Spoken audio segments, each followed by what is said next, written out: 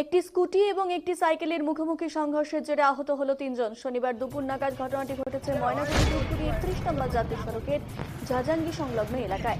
জানা গেছে, একটি স্কুটিতে করে দুজন যুবক ধূপগুড়ির অভিমুখে নিজের রাস্তা ধরে যাচ্ছিলেন। সেই সময় একই রাস্তা ধরে দারিকামারি এলাকার অমূল্য রায় সাইকেল নিয়ে ঝাজাঙ্গি বাজারের দিকে আসছিলেন।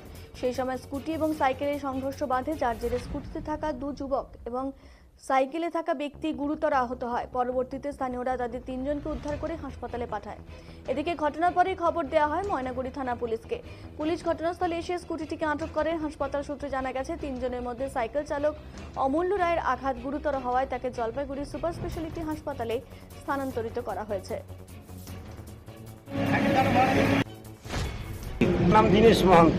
আচ্ছা, কি হয়েছে এখানে? এখানে আমি বাসার থেকে দেখতেছি যে স্কুটার আসতেছে, সাইকেল আসতেছে ওদিক থেকে।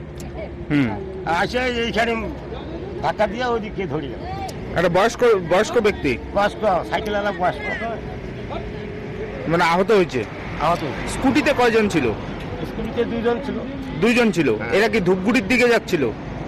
না না, এদিক থেকে আসতেছে। ওই তো ধূপগুড়ির দিকে যাচ্ছিল।